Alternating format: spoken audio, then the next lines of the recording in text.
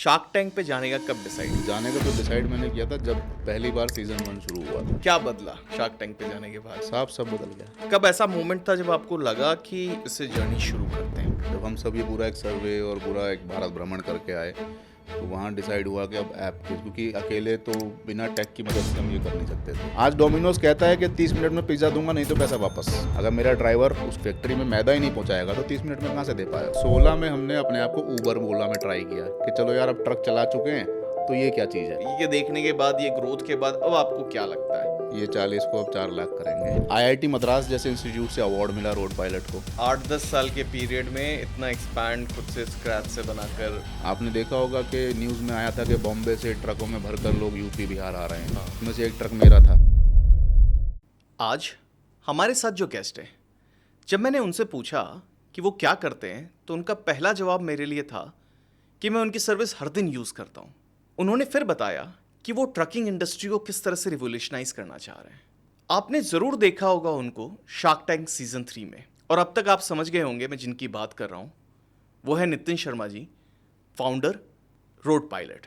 और आज के शो में हम बात करेंगे उनके शार्क टैंक की जाने की कहानी और शार्क टैंक के बाद की कहानी। आज हम समझने की कोशिश करेंगे उनकी उस पूरी जर्नी को जिसने मुझे बहुत इंस्पायर किया, और मैं ये मानता हूं ये बहुत सारे एंटरप्रेन्योर्स को इंस्पायर करेगा। कैसे कोविड ने उनके बिजनेस को बदला, कैसे शार्क टैंक जाने के बाद उनका बिजनेस बदला, और आज उन्हें कई सारे अवार्ड्स मिले, जिसमें से एक महत्वपूर्ण है सीएम योगी आदित्यनाथ जी से मिला अवार्ड। आज वो बात करेंगे कैसे ये ट्रकिंग इंडस्ट्री के सबसे कोर ड्राइवर्स की पूरी जर्नी को वो बदलना चाह रहे हैं। उन्होंने अपनी शुरुआत की थी 1600 रुपए के एक जॉब से, और आज शायद उससे बहुत ज्यादा ड्राइवर्स उनके साथ जुड़े हुए हैं। तो चलिए शुरू करते हैं।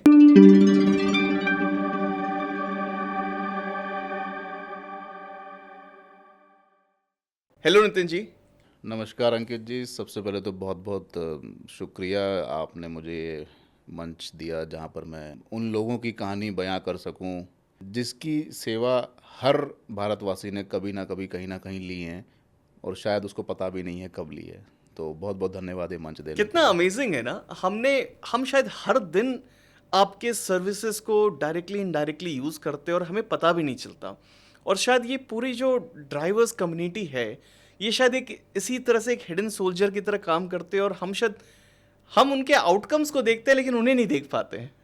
सर यही बताने आज मैं देश को यहाँ पर आया हूँ। इसका जब जन्म हुआ था ना तो यही सवाल मेरे जहन में था। मैं एक दफ़ा बेंगलोर एयरपोर्ट पे था तो मैं अपने सामान का वेट कर रहा था बेल्ट पे। मेरा सामान आया, मैं अपना सामान लिया, देखा पीछे से पायलट आया एयरक्राफ्ट का, वाइट ड्रेस में, कैप लगाए और गॉगल्स में। तो 2-4 लड़कियां गई, उसकी सेल्फी ली और इमीडिएटली सोशल मीडिया पे पोस्ट कर दी। तो मुझे लगा कि यार इस पायलट की इतनी इज्जत है तो हमारे वाले की क्यों नहीं है। तो वहाँ से रोड पायलट का जन्म हुआ सर। सच में ड्राइवर्स तो रोड पायलट है आज। रोड पायलट है। तो नितिन, मैं आपसे सबसे पहले समझना चाहूँगा कि शार्क टैंक पे जाने का कब डिसाइड किया आपने और क्यों? अंकित जी, शार्क टैंक पे जाने का तो डिसाइड मैंने किया था जब पहली बार सीज़न 1 शुरू हुआ था। मुझे लगा था वो देख करके यार अब ऐसा मंच आ गया है कि जहाँ से मैं अपने इस आइडिया को एक नई उड़ान दे सकता हूँ। सीज़न 1 में अप्लाई किया था मैंने, किसी कारण से शायद मेरा सिलेक्शन नहीं हो पाया था। फॉर्म आया ऑनलाइन, खुला, मैंने भरा, नहीं सिलेक्शन हुआ। फिर सीज़न 2 में ट्राई किया, सीज़न 2 में भी नहीं हो पाया था। तीसरे सीज़न में हमारा दरवाज़ा खुला और हम वहाँ तक पहुँचे। 3 साल तक हमने ट्राई किया, तब हम पहुँचे। और मतलब क्या सोच थी शार्क टैंक पे जाने के पीछे? ऑब्जेक्टिव क्या था? मेरा और मेरी टीम का शार्क टैंक में जाने का ऑब्जेक्टिव सिर्फ और सिर्फ एक था।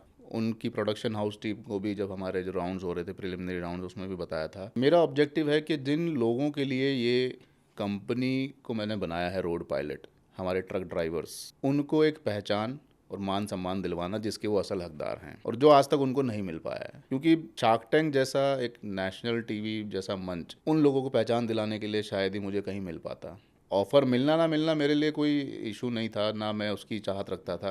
वो मेरी किस्मत है कि मुझे नहीं मिला, जो लिखा था वो होना था। लेकिन जो मेरा ऑब्जेक्टिव था वो मुझे मिल गया वहाँ जा कर के, कि जो इन लोगों को, जो करीबन करोड़ों की संख्या में हमारे हिंदुस्तान में ट्रक ड्राइवर्स हैं, उनकी जो रोज़मर्रा की मुसीबतें हैं, उनको मैंने जा कर के बड़े बड़े दिग्गजों के सामने रखा। के बाद पूरे देश ने नहीं, पूरे वर्ल्ड ने उसको सुना। तो वो मेरी सबसे बड़ी जीत है। और क्या बदला शार्क टैंक पे जाने के बाद? साफ सब बदल गया। बदले की बात कहो कि चेंजेस क्या हुए हैं, तो मैं शुरू करूंगा कि जब हम शूट करके वापस आए थे, जाहिर सी बात है कि आम पब्लिक को नहीं मालूम था, तो जो मेरे नेटवर्क में है उनको तो हमने बता ही दिया था कि यार हमारा सिलेक्शन हो गया है और हमारा शार्क टैंक का शूट हो गया है। तो उनकी नज़रों में मैं एक सेलिब्रिटी बन गया था। मैं और मेरी वाइफ और हम सब लोग के शार्क टैंक में होया है, शार्क टैंक में होया है। एपिसोड ऑन एयर होने के बाद जो बदलाव आया है, कहाँ कहाँ से फ़ोन आए हैं, कहाँ कहाँ से इंक्वायरीज हमारे पास आई हैं, मतलब नंबर्स नहीं हैं। यहाँ तक कि हम काम कर रहे हैं ट्रकिंग इंडस्ट्री के लिए, हमारे पास स्कूल प्रिंसिपल्स की इंक्वायरीज आई हैं अच्छा। कि हमें स्कूल बस के ड्राइवर्स दे दीजिए। हमारे पास टीयर 1 टीयर 2 सिटीज़ की फ़ीमेल वर्किंग लेडीज़ की इंक्वायरीज़ आई हैं कि हमें डोमेस्टिक कार ड्राइवर दे दीजिए। हमने जब उनसे पूछा कि मैडम हम तो ट्रक में काम करते हैं, हमारे पास तो कार ड्राइवर्स का है नहीं, तो आपको तो अपनी सिटी में मिल जाए, क्यों चाहिए आपको? तो उनकी एक बात थी कि हमें फ़ीमेल ड्राइवर दे दीजिए आप। तरह तरह की रिक्वेस्ट आई हमारे पास, फुटफॉल, वेबसाइट पे विजिटर्स, ऐप में डाउनलोड्स। ये समझ लीजिए कि जिस मुकाम को हासिल करने में मुझे 2 साल 2.5 साल लग जाते, वो मुझे पिछले 3 महीने में मिल गया। तो ये एक बहुत बड़ी अचीवमेंट हमारे लिए रही कि आम लोगों तक पहुंचना, उनको बताना कि ये सब लोग भी हमारे सोसाइटी का हिस्सा हैं, हमारे समाज का हिस्सा हैं। सब मेरा एक ऑब्जेक्टिव ये था, जो मैं काफ़ी बार मैंने अपनी बातों में कहा भी है। आज Swiggy, Zomato food delivery app हो गया, चाहे या फिर ई कॉमर्स एप्लीकेशन हो, या कोई भी ऐसी आईटी कंपनी या जो आपके दरवाजे तक सामान लेके आती है, यहाँ तक कि चाहे कैब ऑपरेटर्स क्यों ना हो, आज हर किसी के एप्लीकेशन में एक टिप का बटन आता है। आप स्विगी ज़ोमैटो से खाना मंगाओ, आपको टिप देनी है, तो वो लिखा होता है उसमें 10 रुपये, 20 रुपये, 50 रुपये। आप डोमिनोज से खाना मंगाओ, वहाँ भी लिखा होता है। आप ओला या उबर बुक करो, आप वहाँ भी टिप का एक ऑप्शन आता है कि आप टिप दे सकते हो। कभी किसी ने सोचा है कि ये डोमिनोज की किचन में जो मैदा आ रही है उसको टिप कौन दे रहा है? ये ओला उबर की गाड़ियाँ जो मारुति की या टाटा की फैक्ट्री से ट्रकों में लोड होकर के शोरूम्स तक आ रही हैं, उसको टिप कौन दे रहा है? इंटरेस्टिंग। ये जो स्विगी ज़ोमैटो का खाना आप अपने घर मंगा रहे हो, उनका रॉ मटेरियल जो फैक्ट्रीज से लेकर और किचन्स तक पहुंच रहा है, उसको टिप कौन दे रहा है? वो तो बेचारा आज भी 10,000 की नौकरी पे काम कर रहा है अपने परिवार से दूर। उसको जो पहचान दिलानी थी, वो मैंने दिला दी। तो ये सबसे बड़ा ऑब्जेक्टिव मेरा जो वहाँ से मुझे मिला। कितना लंबा प्रोसेस होता है ये सिलेक्शन का, और क्या प्रोसेस होता है? क्योंकि मेरे हिसाब से हज़ारों लाखों लोग शायद अप्लाई कर रहे होंगे अब। जाहिर सी बात है, लाखों क्या, मैं तो बोलूँगा करोड़ों अप्लाई कर रहे होंगे। भारत कोई छोटा देश नहीं है, और पिछले 3 साल में तो स्टार्टअप और एंटरप्रेन्योर की क्रांति आ गई है हमारे देश में। तो प्रोसेस कोई ज़्यादा हुआ नहीं है, सिंपल है। इसको लेकर के किसी को घबराना नहीं चाहिए। सिंपल सा एक फॉर्म आता है, पहले आप वो ऑनलाइन का फॉर्म भरिए, जिसमें आप अपने बारे में और अपने बिजनेस के बारे में एक जनरल डिटेल आप भरते हैं कि आप क्या कर रहे हैं, क्यों कर रहे हैं, किसके लिए कर रहे हैं, राइट, आपका बैकग्राउंड, आप क्या करते थे। फिर फर्दर राउंड्स होते हैं, 5 से 7 राउंड्स टोटल होते हैं, जिसमें आप फिर फर्दर राउंड्स में आपकी पूरी डिटेल, एक फॉर्म और आता है वो आपको भरना होता है, जिसमें आप डिटेल्ड पूरा एक, मतलब डीप डाइव आप पूरा एक भरते हो। और मैं यही कहूँगा कि जब भी आप शार्क टैंक का फॉर्म भरो, जैसे मैंने जब भरा था, तो मैंने कोई उसमें कॉस्मेटिक टच नहीं यूज़ किया था। जो मैं हूँ मैंने वो लिखा। मुझे इंग्लिश नहीं आती तो मैंने हिंदी में लिखा, और जो मुझे इंग्लिश आती थी मैंने इंग्लिश में लिखा। तो कोई ऐसी ऑब्जेक्शन नहीं है कि भाई अंग्रेजी में ही लिखना है या हिंदी में लिखना। मैं जहाँ से उठ के आया मैंने वो लिखा, मैं क्या कर रहा हूँ और क्या क्या क्या करना चाहता हूँ। तो कोई उसमें आप ज़्यादा बढ़ा चढ़ा के मत लिखो, जो आप हो बी योर सेल्फ। वो हमने किया। देन हमारा सिलेक्शन हो गया। सिलेक्शन इन द सेंस कि उसको मैं क्वार्टर फाइनल बोलूँगा। अच्छा। क्वार्टर फाइनल हमारा हुआ, जहाँ मतलब पे जो फॉर्म था हाँ, वो क्वार्टर फाइनल था। 2 फॉर्म भरने होते हैं। फर्स्ट राउंड में पहला फॉर्म, अच्छा। अगर उसमें सारी चीज़ें उनको ठीक लगती हैं कि हाँ ये आने लायक हैं, चलो इनको अब एग्जामिन करते हैं। फिर सेकंड फॉर्म आता है, फिर उसके बिहाफ पे फिर एक सिलेक्शन होता है। फिर एक थर्ड फॉर्म आता है, जहाँ पे आपको अपने बिजनेस की डिटेल्स, फाइनेंशियल्स और वो सब शेयर करनी होती हैं। फिर चौथा राउंड होता है जो ऑन कैमरा होता है, वो प्रोडक्शन टीम के साथ होता है। तो मुंबई जाते हैं उसके लिए? नहीं, वो जो आप उसमें वो लोग आपको ऑप्शन देते हैं। जैसे मेरे को दिल्ली दिया था उन्होंने, लखनऊ के नज़दीक दिल्ली था। तो जो मुंबई, बेंगलोर, दिल्ली 3 टीयर 1 सिटीज़ में होता है, कलकत्ता भी हुआ था। तो ऑन कैमरा एक राउंड होता है, 2-2.5 घंटे का आपसे वो बिठा करके आप और आपके सारे को फाउंडर्स आपसे पूरा बिजनेस मॉडल सब समझते हैं। मतलब जैसा टैंक के अंदर हो रहा है वो सेम चीज़ आपसे पहले वहाँ पे होती है। फिर अगेन वहाँ से एक सिलेक्शन फिल्ट्रेशन लगता है। उसके बाद फिर आपके बैंक से हैं, स्टेटमेंट्स हैं, रेवेन्यू है, ये सब के पेपर्स शेयर होते हैं।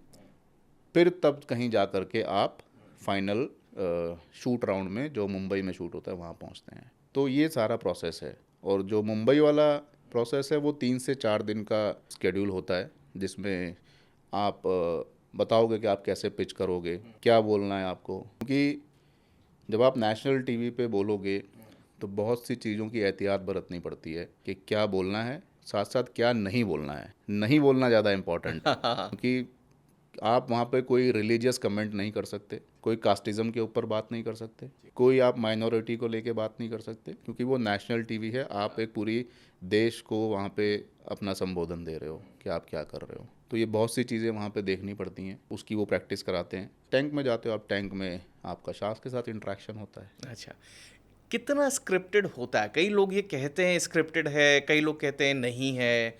आपकी जर्नी में क्या लगा कि कितना स्क्रिप्टेड है और कितना रियल नेचुरल है? अंकित जी, अगर आप, जैसे अभी अभी मैंने कहा कि रिलीजियस, माइनॉरिटी और कास्टिज़म, अगर इन चीज़ों को हटाने को आप स्क्रिप्ट बोलते हो तो आप स्क्रिप्ट मान लो नहीं, ये इसे। तो स्क्रिप्ट नहीं हुई, ये तो एक बस यही गाइडलाइन होता है। है, बस यही होता है, बस यही होता है, और कुछ नहीं होता। आपको जान के ताज्जुब होगा कि जब आप वहाँ पे अपनी आस्क रखते हो ना कि आपको 1 करोड़ चाहिए या 5 करोड़ चाहिए या 10 करोड़ चाहिए, तो कोई आपको नहीं कहता कि आप इतने क्यों मांग रहे हो। वो होली सोली आपका डिसीजन होता है। कितने डाइल्यूशन पे जा रहे हो वो भी आपका डिसीजन होता है। हाँ, एक चीज़ वो आपसे ज़रूर कहते हैं कि जो आस्क आप रख रहे हो ये आप बदल नहीं सकते अंदर जा कर के। फॉर एग्ज़ाम्पल, अगर मैंने 5% पे 1 करोड़ मांगा, ठीक, तो मैं अंदर जाके 5% पे 80 लाख पे नहीं आ सकता कि ठीक है साहब, एक नहीं तो 80 दे दो, 80 नहीं तो 70 दे दो। नहीं। अच्छा, ये नियम सिर्फ मुझ पे लागू नहीं होता, ये शार्क्स पे भी लागू होता है। ठीक है। शार्क्स भी 1 करोड़ से नीचे का ऑफर नहीं दे सकते आपको। यस, ये बहुत अच्छी चीज़ मुझे लगी। जो जाने से पहले मुझे लगता था कि शायद कहीं ना कहीं कुछ स्क्रिप्ट आपने जो कहा वो होता होगा। शार्क्स भी जितनी आस्क आपकी है उससे बिलो का ऑफर नहीं दे सकते आपको ये, but they can negotiate on the equity. हाँ, वो ये कह सकता है कि मैं 5 नहीं 8% पे 1 करोड़ दूंगा या 9% पे 1 करोड़ दूंगा, बट वो 1 करोड़ का जो प्राइस टैग है, टिकट साइज है, उसको नीचे नहीं आ सकता। वो सेम चीज़ आपके ऊपर लागू होती है। तो ये बहुत अच्छी चीज़ है। तो कहीं कुछ स्क्रिप्टेड नहीं है, सब कुछ डिपेंड करता है आपके फाउंडर के ऊपर, आप क्या कर रहे हैं, क्यों कर रहे हैं, और आपको अपने धंधे की कितनी समझ है। और कितना बड़ा शूट था? मैंने जैसे आपका वीडियो देखा था, वो कुछ 15 मिनट का जो आपका पूरा पिच और पूरा एपिसोड था, लेकिन आपका शूट कितना लंबा था? हम लोग करीबन 2 सवा 2 घंटा टैंक में थे। जो पूरी इंटरेक्शन आपके शार्क के साथ हुई वो 2 सवा 2 घंटे की दो थी। सवा 2 घंटे तो ये जो इंटरेक्शन टीवी पे आई उसमें से बहुत क्रिस्प पार्ट ही शायद निकाल के दिखाया गया, क्योंकि कई बार ऐसा लगता है देखने में कि शायद शार्क ने बहुत जल्दी जज किया, बहुत इमीडिएटली जज किया, बहुत बहुत डिटेल्स में नहीं गए। शायद आपके केस में भी कई, जब मैंने इनफैक्ट यूट्यूब पे कमेंट्स पढ़े तो कई लोग इस कमेंट से आ रहे थे कि बहुत जल्दी जज किया और इनको ये नहीं है। तो क्या सच में इतनी जल्दी उन्हें जज करना होता है या वो भी टाइम मिलता है सोचने का, डिसाइड करने का? देखिए, यहाँ मैं आपसे सहमत हूँ कि जो 2 घंटे का हमारा इंटरेक्शन होता है उनके साथ, उसी 2 घंटे में उनको जज करना होता है। टैंक के अंदर जाने से पहले शार्क को ये भी नहीं पता होता कि नेक्स्ट फाउंडर कौन आ रहा है। जब दरवाज़ा खुलता है, आपने देखा होगा कि साइड में कैनोपी वो लगी होती है, डिस्प्ले लगा होता है प्रोडक्ट का। तो जब वो डिस्प्ले भी पहले से उनको नहीं पता होता है कि नेक्स्ट कंपनी कौन सी आ रही है। तो जब वो डिस्प्ले लगता है, फिर दरवाज़ा खुलता है, फाउंडर आता है, तब उनको पता लगता है। इनफैक्ट हमारे जो भी डॉक्यूमेंट्स पहले गए होते हैं वो शार्क्स के साथ शेयर नहीं होते हैं। अच्छा। वो शेयर नहीं होते हैं, वो तभी शेयर होते हैं, वो टैंक के दौरान ही शेयर होते हैं। तो इसीलिए वो इंटरेक्शन 2 घंटे का होता है ना, वरना तो 15 मिनट में बंदा डिसीजन ले ले। भाई अगर पहले से पेपर मेरे पास आ जाएंगे, कौन क्या है, उसका बैकग्राउंड क्या है, तो मैं पहले अपना माइंड सेट कर लूँगा। तो शार्क को नहीं पता होता कि नेक्स्ट फाउंडर कौन आ रहा है, कौन सी कंपनी आ रही है। वो जो 2 घंटे का इंटरेक्शन होता है उस समय उतना ही मिलता है उनको डिसीजन लेने का। मेरे केस में ये बोलूँगा कि या तो मैं ठीक से उनको समझा नहीं पाया अपने बिजनेस मॉडल के बारे में, या वो समझना नहीं चाहते थे।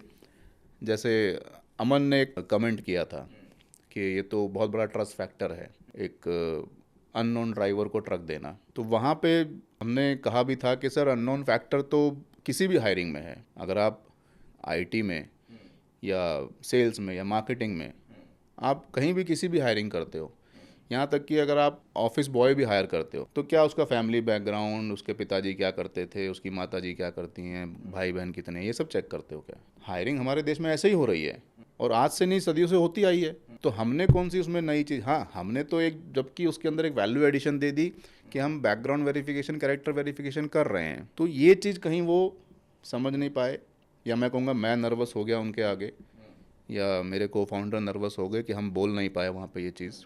हायरिंग सिंपली यही होती है कि आपके पास एक सीवी आता है, आप उसको एग्जामिन करते हो, उसका इंटरव्यू लेते हो, अगर उसके स्किल्स आपकी डोमेन से मैच दिखते हैं तो आप उसको रख लेते हो। ड्राइवर के पास ऑलरेडी लाइसेंस है ना साहब, जो कि आरटीओ ने बना के दिया है उसको, तो उसको अधिकार है ट्रक चलाने का। उसके पास आधार है जो सरकार ने बना के दिया है, तो उसको अधिकार है इस देश का नागरिक कहलाने का। ये दो अधिकार उसके वो सरकार ने दिए हैं। तीसरा अधिकार जो रोजी रोटी का है वो हम उसको मुहैया करा रहे हैं। अब अगर उसके लिए हम उसको पहले से ही ये कह दें कि तुम क्रिमिनल हो, तुम गलत हो, हम तुम पे विश्वास नहीं करते, ये तो वही बात हो गई ना कि आपने मुझे पैदा होकर चोर नहीं था, आपने चोर बनाया। कोई पैदाइशी चोर नहीं होता है, हालात से चोर बनता है। ये शायद बहुत अच्छी बात आपने कही और मैं इसको इस तरह से देखता हूँ, और शायद जो आपका मोटिव है, जो आपने मुझे बताया स्टार्टिंग में भी कि जो आपका मिशन है उसके साथ काफ़ी जा रहा है ये, क्योंकि आप इस तरह से देखो, शायद मैं आज अपने ऑफिस में अगर एक इंजीनियर को, एक एमबीए को अगर हायर कर रहा हूँ, तो शायद मैं इतना बैकग्राउंड को लेकर कंसर्न नहीं होता हूँ। लेकिन वहीं ट्रक ओनर्स के साथ, मतलब और ट्रक ड्राइवर्स के साथ जो अटैच किया जाता है, वो थोड़ा सा एक स्टिग्मा है वहाँ पर अभी वो एक उसको डिफरेंटली देखा जाता है। और खासकर आप एक एसेट, एक ट्रक को हैंड ओवर कर रहे हो, तो आप है ना ट्रक ड्राइवर को बहुत अच्छे लाइट में नहीं देखते हो। ये काम एक्चुअली उबर ओला ने इंडिया में बहुत अच्छे से किया। पहले आप समझो, ये ड्राइवर्स के साथ भी यही सिचुएशन थी जो आप शायद ट्रक के लिए करना चाह रहे हो, पहले नॉर्मल कैब के लिए भी ये इशू था। और मैं कई बार ये सवाल मैं ओला उबर ड्राइवर्स से, अपने कैब ड्राइवर से पूछता हूँ तो कि क्या आपको मिला ओला उबर से, क्या लगता है क्या बदला उस जर्नी के बाद, ओला उबर आने से पहले और अब में? तो उस पर लोग रिस्पेक्ट को एक बहुत इंपॉर्टेंट मुद्दा बताते हैं, उस पर एक बहुत इंपॉर्टेंट गेन बताते हैं, क्योंकि उनको लगता है कि ठीक है, काम पहले भी कर रहे थे कहीं किसी के नौकरी करके या किसी के वहाँ कर रहे थे, आज थोड़ा इंडिपेंडेंट है, बट मोर इम्पॉर्टेंटली अब एक रिस्पेक्ट है। और नेचुरल एक आप कंज्यूमर साइड भी देखो, कंज्यूमर्स आज, जैसे मैं अगर आज अपने बच्चों के लिए भी, मैं अकेले जाने के लिए भी, अपनी वाइफ के लिए भी मैं कैब करूँ, मुझे नहीं सोचना वहाँ भी एक रैंडम कैब ड्राइवर जिसका वेरिफिकेशन मुझे भी नहीं पता किया गया है कि नहीं किया गया है, वो एलोकेट हो रहा है। लेकिन ये प्लेटफॉर्म्स ने आके एक ट्रस्ट बना दिया कि ये प्लेटफॉर्म ने कहा कि भाई देखो, हम वेरीफाइड रख रहे हैं, हम वो कर रहे हैं, और शायद आप वही सॉल्व कर रहे हो ट्रक उसके लिए। Exactly sir. ऑब्जेक्टिव तो आपका, मतलब मुझे इससे पूरा लाइन दिखता है, लेकिन अभी भी ये जो स्टिग्मा जुड़ा हुआ है, इसको कैसे आप लगता है रियली दूर कर पाएंगे? ओला उबर के जो ड्राइवर्स थे ना, जब ये कंपनीज हमारे देश में नहीं आई थी, तब हमारे यहाँ टैक्सी तब भी चलती। हाँ। लेकिन कैसे मिलती थी कि हर मोहल्ले में एक टैक्सी स्टैंड होता था, है ना। एक वहाँ पे 2-4 सरदार जी लोग बैठे होते थे, खाकी वर्दी पहने हुए, और वो ओमनी और एम्बेसडर और वो सब गाड़ियाँ खड़ी होती थी। हम उनको जाके कहते थे, साहब चलना है आज, हरिद्वार चलना है, आज फलानी जगह चलना है। तो रिस्पेक्ट तो उनकी तब भी थी। ट्रक ड्राइवर के साथ क्या है, ओला उबर ने ऐसा जादू तो किया नहीं कि रिस्पेक्ट ऑटोमेटिकली आ गई हो। सिर्फ उनको ट्रक ये आ गया कि अब वो पढ़े लिखे लोगों को ड्रॉप करते हैं, एयर कंडीशन में बैठते हैं, हमारे आपके जैसे, या सिंगल लेडीज़ को भी, पैसेंजर को पिक एंड ड्रॉप करते हैं। ट्रकर्स का क्या है ना सर, कि ट्रकर्स कभी भी पढ़े लिखे लोगों के संपर्क में आया ही नहीं। इन लोगों को, ट्रक ड्राइवर्स को जिसने ऑपरेट किया है, वो खुद ही नहीं चाहता कि इन लोगों को वो मान सम्मान मिले। तो ये कैसे होगा?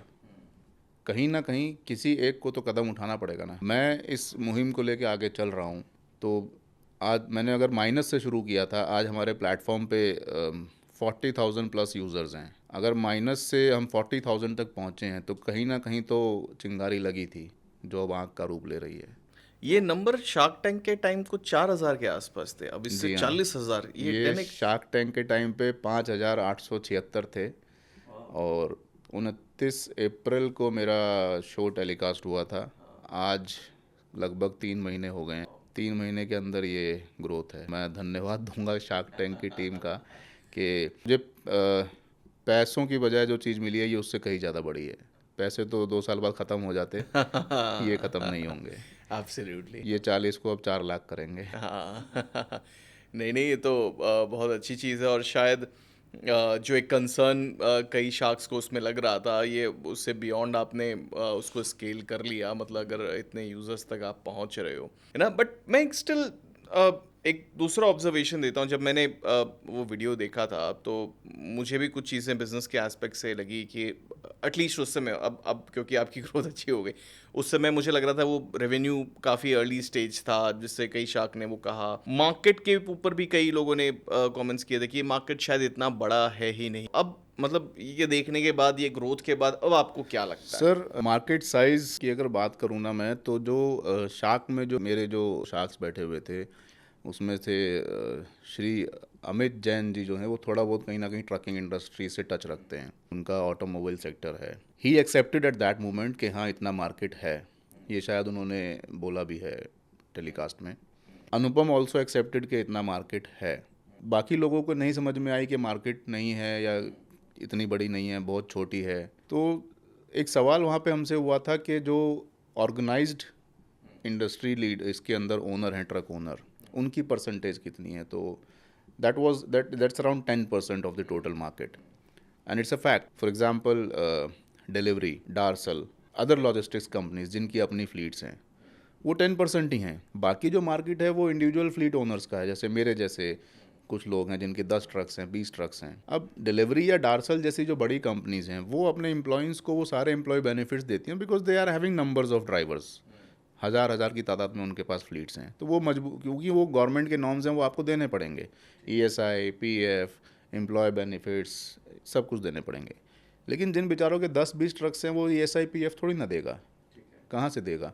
तो वो भी तो मार्केट का हिस्सा है। तो उनकी तादाद जो है वो 90% है। तो मार्केट साइज़ तो है, इसमें कोई दो राय नहीं है। मार्केट साइज़ नहीं होता तो शायद हम 5,000 से 40,000 तक ना पहुंच पाते। और अभी इस 3 महीने के दौरान हमने काफ़ी सारे कॉरपोरेट कॉन्ट्रैक्ट्स करे हैं, जहाँ पे कहीं पे हम 50 ड्राइवर दे रहे हैं, कहीं पे 60 ड्राइवर दे रहे हैं, कहीं पे 200 ड्राइवर दे रहे हैं। एक कंपनी की बात कर रहा हूँ मैं, ये एक कंपनी की बात जहाँ पे 200 ट्रक्स हैं। उन्हें सारे के सारे ट्रक्स रोड पायलट को दे दिए हैं, आप हमारे ट्रक्स ऑपरेट करिए, ड्राइवर मैनेजमेंट आप संभालिए, हम सेल संभालेंगे। तो ऐसी बात नहीं है सर मार्केट साइज़ नहीं है, मार्केट साइज़ है। समझना ये है कि कहाँ है, कितना है। जिस भूमिका पे हम बात कर रहे हैं शार्क टैंक पे, बड़े बड़े दिग्गज हैं वो लोग बैठे हुए हैं। अगर अनुपम मित्तल जी को छोड़ दें, बाकी जो 4 लोग हैं सबके प्रोडक्ट जाते किस में, ट्रकों में ही तो जाते हैं। निमिता जी के फार्मा की दवाइयाँ किस में जाती हैं। अगर उनका टर्नओवर 5,000-10,000 करोड़ का है तो लगा लीजिए अंदाजा कितने ट्रक जाते होंगे। अमित जी का कार का काम है तो कितनी कारें उनकी देश भर में बिकती होंगी, तो जाएंगी तो सब ट्रक में ही ना। Sugar cosmetics, lens cart, boat के हेडफोन्स, वेयरेबल डिवाइसेस, हर आदमी अपने हाथ से लेके तो डिलीवर करने नहीं जाता ना, तो फैक्ट्री से ट्रक में ही जाएगा ना। तो उसी से अंदाज़ा लगा लीजिए, अगर आप एक दिन में 10,000 डिवाइसेस बना रहे हैं या 1 लाख डिवाइसेस बना रहे हैं, तो 1 लाख डिवाइसेस को कैरी करने के लिए पर डे आपको 10 ट्रक चाहिए। मान लीजिए 5 ट्रक चाहिए, चलिए कम से कम। महीने के 150 ट्रक, साल के कितने हो गए भाई साहब, 72,000 ट्रक, मोटा मोटी 80,000 ट्रक के आसपास हो गए। फिर कहाँ से ये एक कंपनी, ये तो सिर्फ हम और आप मुंह पे बात करते करते आंकड़े हम गिनवा रहे हैं आपको। जब ऑन पेपर जाएंगे तो कितने ट्रक्स, ये तो फिनिश प्रोडक्ट। फिर रॉ मटेरियल जो आता है, अब मेडिसिन का, फार्मा का जो रॉ मटेरियल आ रहा है वो भी ट्रक में आ रहा है, फिर फिनिश प्रोडक्ट जा रहा है वो भी ट्रक में जा रहा है। ऐसा तो है नहीं कि एक ही ट्रक टू एंड फ्रो कर रहा है। देखिए, मुझे लगता है ना, पूरा जो लॉजिस्टिक इंडस्ट्री है उसकी मार्केट तो बहुत बड़ी है, लेकिन उस मार्केट में सिर्फ ये जो रिक्रूटमेंट, एक तरह से मैं इसको उसमें कंसिडर करूंगा, ये उसका रिक्रूटमेंट है, मैन पावर वाले डोमेन में आप वो प्रॉब्लम सॉल्व कर रहे हो, वो भी क्या सच में इतनी बड़ी है? बहुत अच्छा क्वेश्चन पूछा आपने। अब मैं थोड़ा बैकग्राउंड में लेके जाता हूँ आपको। हमने इसकी शुरुआत क्यों करी।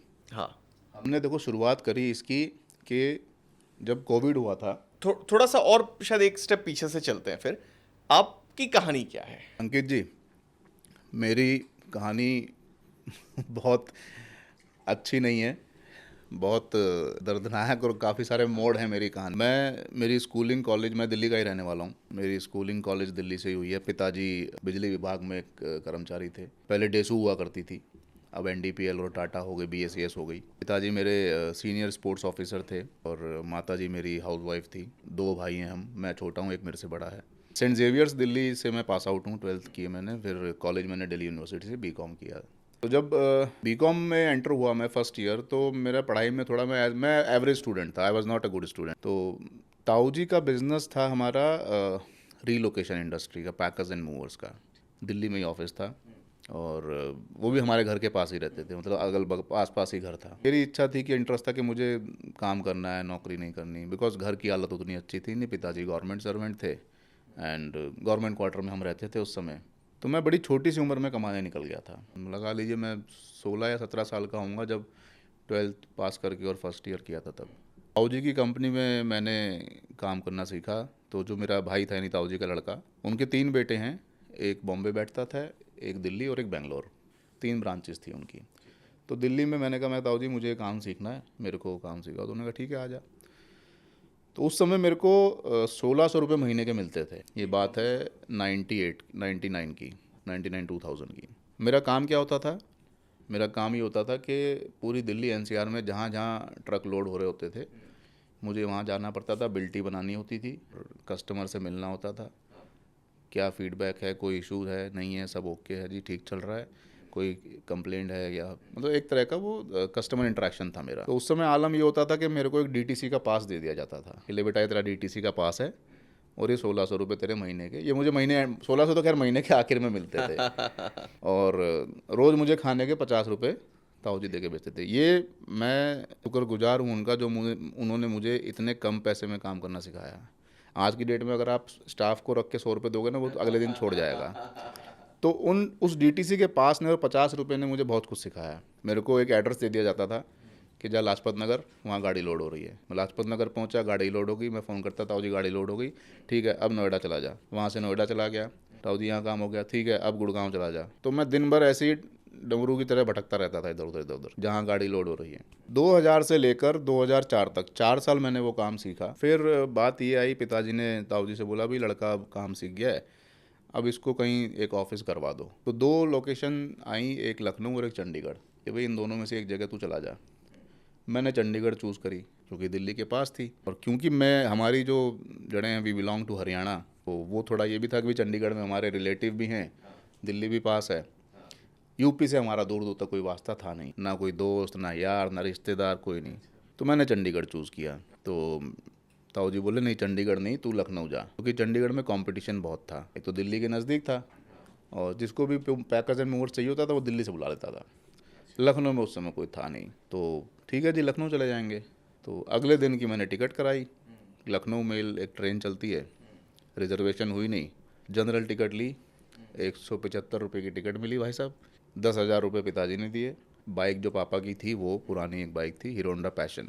वो 10,000 रुपये और हीरो होंडा पैशन लेके मैं, और वो पैशन मैंने ट्रेन में बुक करा दी। उस 10,000 में से मेरे करीबन 550-700 रुपये उसकी ट्रेन की बुकिंग में लग गए, और मैं फट्टे वाली सीट पर बैठ करके लखनऊ आ गया। मैं और मेरा एक दोस्त, हम 2 लोग आए जी। अब लखनऊ किसी को जानते नहीं। फट्टे वाली सीट मतलब मैं रिलेट कर पा रहा हूँ, मुझे नहीं पता कितने लोग समझ पाएंगे वो फट्टे वाली सीट क्या होती वो लकड़ी जनरल बोगी जो होती है, है। मैंने भी बचपन में चढ़ा है उसमें, तो मुझे पता है। General bogie. रिजर्वेशन नहीं थी जनरल बोगी में, क्योंकि रिजर्वेशन मिली नहीं थी। हम दोनों जनरल बोगी में बैठ के आए, पूरी रात सफ़र था। उसको लकड़ी की जो होती है वो, उसमें फॉर्म नहीं होती, जैसे ये फॉर्म है ये नहीं होती है। तो आ गए जी लखनऊ। अब लखनऊ ना यार ना दोस्त ना कोई रिश्तेदार, अब कहाँ जाएँ। चलो अब ट्रांसपोर्ट नगर पता था कि हाँ ट्रांसपोर्ट नगर है वहाँ पर। तो स्टेशन उतरे, ऑटो किया, ट्रांसपोर्ट नगर पहुँच गए। एक चाय की दुकान खुली थी, सुबह 6-6:30 बजे का टाइम था। चाय वाय पी, तब तक ऑफिस सब खुलने लग गए। तो पूछा भाई कहीं किराए का ऑफिस हो दे दो। फिर एक ऑफिस लिया, वहाँ पे 1800 रुपये महीने किराए पे, 2 कमरे का ऑफिस था। और दोपहर में फिर हम फर्नीचर खरीद लाए, टेबल कुर्सी ऑफिस की जो होती हैं, और गद्दे वद्दे सब खरीद लाए सोने वोने के लिए। तो रात को वो जो टेबल थी वो हमारा बेड बन जाती थी, और दिन में वही टेबल हमारा ऑफिस बन जाता था। इस तरीके से हमने शुरुआत करी थी। फिर भाई क्योंकि खुद ही काम करना था, सब कुछ खुद ही करना था, तो ऑफिस के कॉरपोरेट्स के चक्कर लगाने शुरू किए, एचआर से मिलना स्टार्ट किया। अच्छा भाई मैं कोई बिजनेस टाइकून का बेटा तो था नहीं जो मैं आ रहा हूँ और दरबान गेट खोलेगा, ये साहब आप ही का इंतज़ार है, चौकीदार अंदर जाने ना दे। जैसे मैं Airtel, SR, Vodafone, HDFC, RBL, जितने भी कॉर्पोरेट सेक्टर थे वहाँ पे हम जाते थे मिलने एचआर से कि सर हमें काम दे दो। गार्ड जाने ना दे, अपॉइंटमेंट है तो जाइए अंदर। मैं कहा भाई अपॉइंटमेंट तो नहीं है। नहीं ऐसे नहीं जा सकते, पहले बात करके आइए। 2 दिन 3 दिन चक्कर काटे, उसको थोड़ी चाय पानी पिलाते थे रोज़, भाई जाने दे। कभी बीड़ी सिगरेट जो चाहिए तू ले ले यार, हमें जाने दे। तो एक दिन उसने जाने दिया। ऐसे करके फिर धीरे धीरे एचआर्स जो थे उनसे कॉन्टैक्ट्स होने शुरू हो गए। फिर वहाँ से बिजनेस आना स्टार्ट हो गया। जो उनके एम्प्लॉयज़ ट्रांसफ़र होते थे, उनके house hold goods and car transportation, उसका बिजनेस आना शुरू हो तो गया। ये कौन से साल में मतलब आपने शुरू? 2004। हाँ 2004 में, 2004 अप्रैल, 12 अप्रैल को हमने लखनऊ में ऑफिस खोला था। तो वहाँ से धंधा आना शुरू हो गया। 2005 में दशहरे के आसपास, मतलब 1 साल हो गया था मुझे ऑलमोस्ट, और 1 साल से ज़्यादा हो गया था। उस समय मैं लखनऊ ब्रांच की टर्नओवर मेरी चले गई थी अराउंड 70 से 80 लाख रुपए, आज से 17-18 साल पहले। मैं उस समय को ऐसे रिलेट कर रहा हूँ कि आप अगर एक रेंट जो बता रहे थे ऑफिस का जो 1800 था, तो उस समय अगर 70-80 लाख को रिलेट करूँ, उस रिलेटिविटी से देखूँ, तो लगता है कि काफ़ी शानदार बिजनेस। एग्जैक्टली तो हुआ कुछ ऐसा सर कि एक दिन ताऊ जी के बड़े लड़के का फ़ोन आया कि भाई नितिन, तेरा रॉयल्टी का पैसा नहीं आया अभी तक, और ना तूने फ्रेंचाइजी फ़ीस दी है। ये 2 शब्द मैंने पहली बार सुने थे भाई साहब। मुझे पता भी नहीं था फ्रेंचाइजी क्या होती है, रॉयल्टी क्या होती है। मैंने कहा भैया वो क्या होती है? कह अरे तेरे को पता नहीं, हमारी जहाँ जहाँ ब्रांच होती है उनसे हम लेते हैं। मैंने कहा क्या लेते हो? बोला पैसे लेते हैं। कितने? बोला रेवेन्यू का 10% और फ्रेंचाइजी 3 लाख रुपए। मैंने कहा जी ये तो कोई बात हुई नहीं, ताऊ जी ने बताया भी नहीं। मैंने कहा चलो मैं पापा से बात करता हूँ। तो पिताजी को बोला, पिताजी ने ताऊ जी से बात करी। ताऊ जी ने कहा कि भाई अब लड़के मेरे बस में नहीं है, जो वो कह रहा है वो करना पड़ेगा। अब बड़ी दुविधा कि 3 लाख वो, और जो 70 लाख का टर्नओवर है उसका 10%, प्रॉफिट का भी नहीं, सेल का। भाई प्रॉफिट का हो तो एक बार को आदमी मैनेज कर ले। 8 लाख और 3 लाख 11 लाख रुपए उस समय में इकट्ठा वन टाइम देना। मैंने कहा जी मेरे पास तो है नहीं, मैं तो दे नहीं, मैं तो पहले बताते या तो ये चीज़ उसको क्यों लगी पता है? उसके 1 हफ्ता पहले ना उसका फ़ोन आया था। बोला तेरे को एक मेल भेजी है, वो पढ़ ले, उसमें एक फॉर्म है और वो फॉर्म भर के भेज दे। तो साहब उस फॉर्म में ना सारी डिटेल मुझे भरनी थी कि मैंने डे 1 से लेकर आज तक कितनी बुकिंग करी हैं, क्या प्रॉफिट है, क्या एक्सपेंस है पर बुकिंग पे, क्या प्रॉफिट है, कितना भाड़ा है, क्या कुछ है, वो सारा। तो मैं कहा चलो भाई मांग रहा है, सब एकदम हूबहू कॉपी टू कॉपी करके भेज दिया। उसको देख करके उसको लगा कि यार ये तो इतना पैसा कमा रहा है। तब उसका ये फ़ोन आया था कि रॉयल्टी। बोला ठीक है, तू एक काम कर, फिर बंद कर दे ऑफिस, नहीं चलाना, हम ऐसे नहीं कर सकते, कल को कुछ हो जाएगा तो हमारा कंपनी का ब्रांड वैल्यू ख़राब हो जाएगी। मैंने कहा ठीक है जी बंद कर दो। बड़ा मन उदास हुआ भाई साहब कि 4 साल दिल्ली में घिसाए, धक्के खाए, 2 साल यहाँ अपने दम पे जमाया ये सब, और अब रातों रात ये फरमान जारी हो गया कि अब कल सुबह से आप हमारा नाम इस्तेमाल नहीं करेंगे। अकेला था, शहर में कोई था भी नहीं, किसको बुलाता? तो घर बुलाया, अगले दिन सुबह घर वाले आ गए, पापा मम्मी लोग आ गए, बैठ के डिस्कस हुआ। क्योंकि देखो हम जिस परिवार से आता हूँ ना, मैं I am a first generation entrepreneur. तो मेरे लिए शायद वो इतना धक्का नहीं था, मेरे माँ बाप के लिए बहुत बड़ा धक्का था वो, कि लड़के ने ये सब चीज़ें अपने दम पे बनाई हैं और एकदम से सामने वाले के मन में लालच आने की वजह से इसको आज ये दिन देखने पड़ रहे हैं। मेरे में लालच नहीं था, लालच किसी और का था। समझाया गया मुझे कि भाई काम तो तूने ही किया है, कस्टमर तेरे को जानता है, इस चेहरे को पहचानता है, इसके पीछे नाम क्या है उसको किसी से मतलब नहीं है। एब्सोल्युटली। बोर्ड चेंज हो जाएगा लेकिन चेहरा तो वही रहेगा ना। तू अपनी मार्केट में बैठ और जो काम कर रहा है वो कर। तो साहब मैंने अगले दिन उसी ऑफिस में अपना बोर्ड टांग दिया कि ये लीजिए, अपने बोर्ड आप ले जाइए, और ये अपने जो कागज़ थे उनके बिल टी बुक जो पेपर ले जाइए, मैं आपका नाम छोड़ रहा हूँ। उन्होंने कहा कि ऑफिस भी छोड़ना पड़ेगा, मोबाइल नंबर भी सरेंडर करने पड़ेंगे, टेलीफोन नंबर भी। मैं कहा वो क्यों करने पड़ेंगे भाई साहब, वो तो मेरे नाम पे है ना, कंपनी के नाम पे थोड़ी है, मेरे नाम पे हैं, वो तो मेरी पर्सनल प्रॉपर्टी, मैं क्यों दूँ। पूरी कोशिश करी उन्होंने करने की, बट वो नहीं ले पाए। तो मैंने अपना वहीं पे जहाँ था वहीं रहा। उन्होंने जस्ट मेरे ऑफिस से नेक्स्ट बिल्डिंग जो दीवार से दीवार मिलती थी उसमें अपना बंदा एक बिठा दिया ला करके, ताकि भाई इसकी मार्केट हम कैप्चर कर लें।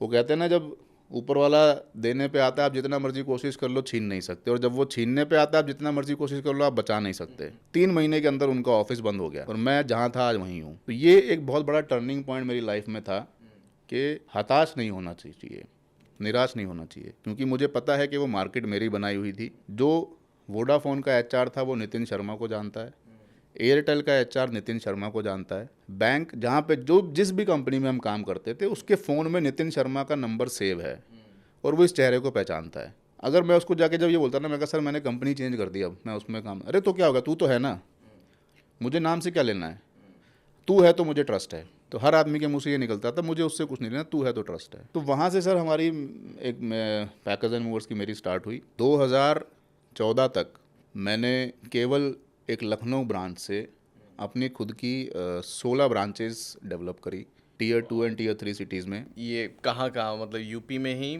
ये हमारी थी इंदौर, भोपाल, रांची, पटना, भुवनेश्वर, सिलीगुड़ी, गैंगटॉक, ये आपने दार्जिलिंग, मतलब गुवाहाटी।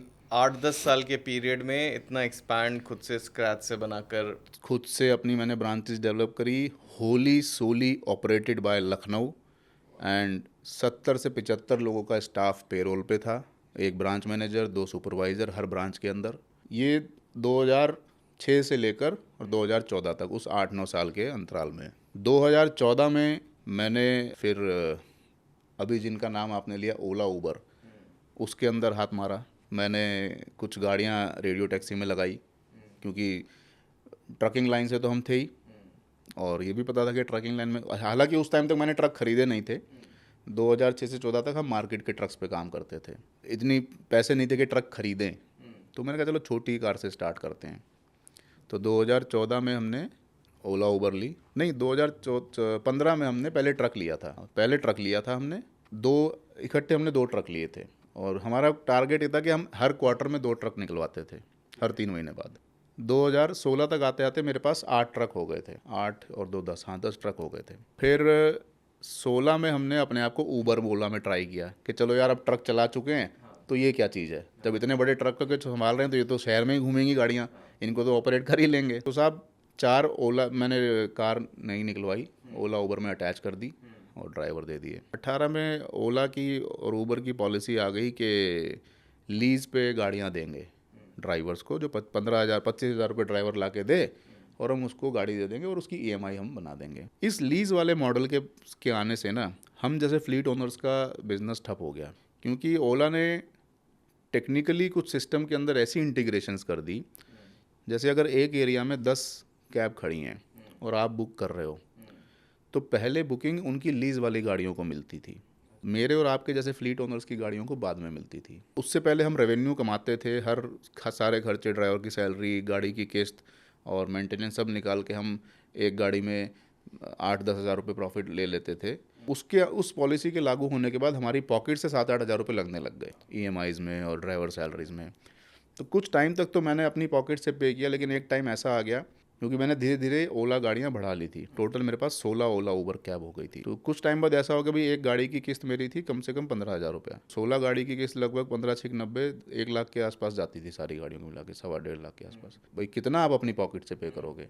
तो कुछ टाइम पे आकर हमने गाड़ियाँ सब खड़ी कर दी कि नहीं हम नहीं चला पाएंगे। हमने ओला को भी बोला कि साहब अपनी पॉलिसी में थोड़ी अमेंडमेंट करो, क्योंकि ये शिकायत मेरी नहीं थी और काफ़ी फ्लीट ओनर्स की थी। आप खड़े रहो पूरे दिन में, जहाँ 15-16 बुकिंग आती थी अब 6-7 बुकिंग आती हैं, तो कोई सुनवाई हुई नहीं। तो हमने गाड़ियाँ बैंक को सरेंडर कर दी, कुछ का पे किया, कुछ आज भी खड़ी हुई हैं, कुछ आज भी बैंक के पास, हमारे पास हैं, बैंक नहीं लेना चाह रहा है। तो वहाँ पे एक फिर ड्रॉबैक लगा, मुझे सेटबैक लगा। एक 2004-06 में लगा था, एक ये लगा कि जितनी सेविंग्स थी सब यहाँ चली गई। रही सही कसर साहब 2020 में कोविड ने कर दी। जब कोविड आया फिर एक तीसरा सेटबैक लगा। उस वक्त पे मुझे ये लगता था कि यार कम से कम जो मेरे ये ट्रक के ड्राइवर हैं इनका घर चलता रहे। मेरा ऑफिस जो था मैंने वो छोड़ दिया, रेंट हम दे नहीं पा रहे थे, स्टाफ जो था उनकी छुट्टी कर दी, रिलीज़ कर दिया, सैलरी हम दे नहीं पा रहे थे। क्योंकि मेन मेरा मोटिव था ये जो ट्रक ड्राइवर हैं कि अगर इनको मैं नहीं दूंगा तो इनके पास दूसरा ऑप्शन ही नहीं है। ऑफिस स्टाफ तो कहीं भी कुछ भी कर लेगा, बट इनके पास बेचारों के पास ऑप्शन नहीं है। अगर ट्रक चलेगा ही नहीं तो ये खाएंगे क्या। और टचवुड हमारी इंडस्ट्री ऐसी इंडस्ट्री है अंकित जी के चाहे देश में आंधी तूफान भूचाल भूकंप आ जाए, लॉजिस्टिक कभी बंद नहीं होती, और उस वक्त भी चल रही थी। मेरा सवाल यही है कि उस समय अगर लॉजिस्टिक चल रही थी तो ये ट्रक बंद कैसे हो गई? सर ट्रक बंद ऐसे हो गई कि लॉजिस्टिक चल रही थी लेकिन फैक्ट्रियाँ तो बंद थी ना। अच्छा। जो मैन्युफैक्चरिंग यूनिट्स हैं वो तो बंद थी ना। तो जो माल बन के तैयार हो गया था बस उतना ही तो स्टॉक मूवमेंट होना था। जो एक रेगुलर मूवमेंट होती थी वो तो बंद ही हो गई थी, लिमिटेड हो गई थी। फिर कुछ गवर्नमेंट के ऑर्डर्स हमें मिले, जैसे खाना सप्लाई के, ऑक्सीजन सिलेंडर सप्लाई हमने किए, दवाएं हमने सप्लाई करी अपने ट्रक्स में। आपने देखा होगा कि न्यूज़ में आया था कि बॉम्बे से ट्रकों में भरकर लोग यूपी बिहार आ रहे हैं। हाँ हाँ। उसमें से एक ट्रक मेरा था। मेरे ड्राइवर का फ़ोन आया कि साहब ऐसे ऐसे लोग हैं गोरखपुर के, मैं लेके जा रहा हूँ इनको। मैंने कहा अबे मरेगा, कोई देख लेगा तो ये हो जाए। बोला नहीं साहब, इनको बेचारे भूखे हैं, इनका जाने का साधन नहीं है, छोटे छोटे बच्चे हैं, औरतें हैं, ये कहाँ जाएंगे गर्मी में, मैं लेके जा रहा हूँ। और कोई एहतियात नहीं, ना ग्लव्स पहने हुए थे, ना मास्क, ना पीपी किट, ना सैनिटाइज़र। मतलब एक ट्रक में 100-200 लोग बैठ के आ रहे हैं पीछे। अब आप उस समय तो सोचिए, एक बहुत ही अलग माहौल था, क्योंकि कोरोना की समझ शायद सब तक पहुंची भी नहीं थी, और वो लॉकडाउन अचानक से लॉकडाउन अचानक से हो गया। फिर ये सब कोविड ख़त्म हुआ साहब। कोविड जब चला तो सारे हमने ऑफिस सब बंद कर दिए। जो मेरी पैकेज एंड मूवर्स वाली ब्रांच थी, मुझे वो भी वाइंड अप करनी पड़ी। उन लड़कों को भी पैसे दे के घर भेजना पड़ा। जिस ऑफिस के रेंट बाकी थे वहाँ रेंट क्लियर करे। 3 साल 2020 जब लॉकडाउन लग गया था, लॉकडाउन लगा था 22 मार्च 2020 को। प्रधानमंत्री जी ने आकर के कहा था कि कल से सब बंद। 2022 के एंड तक 2 साल मेरा घर मेरी वाइफ की सैलरी से चला। शायद अगर उसकी जॉब नहीं होती, हम शायद गांव चले गए होते और यहाँ मैं ना बैठा होता आपके सामने। अब जब कोविड खुला तो मेरे को एक ख्याल आया कि यार ये मेरे ड्राइवर जिन्होंने इस मुश्किल से मुश्किल घड़ी में देश के लिए काम किया है, और जिन्होंने ना सिर्फ मेरा खाने का राशन, मेरे बच्चे का दूध तक मेरे दरवाजे पहुंचाया है, मेरी वाइफ की दवाइयां तक दरवाजे पहुंचाई हैं, इनके लिए कुछ करना है। तब ख्याल आया सर रोड पायलट का कि कुछ करते हैं इनके लिए। अब फिर ऐसे ही घर बैठे डिस्कस कर रहे थे कि कैसे करेंगे। तब तक पता भी नहीं था स्टार्टअप नाम की कोई चीज़ होती है। मैंने कहा यार देख, अब सब कुछ ऐप बेस्ड हो गया है, क्योंकि कोविड ने हमें एक ऑनलाइन का महत्व सिखा दिया, तो सब कुछ ऐप बेस्ड हो गया था। मैंने कहा देख ऐप बेस्ड हो गया है, बनाते हैं कुछ टेक्नोलॉजी की मदद से। वहाँ से एक चर्चा शुरू हुई कि फिर मैं जब कोविड ख़त्म, फर्स्ट वेव जब ख़त्म हुई सर, मैं और मेरे 2 दोस्त हम तीनों गाड़ी से निकले ऑल इंडिया भ्रमण के लिए। हमने अपनी कार से लगभग 22,500 किलोमीटर ट्रैवल किया।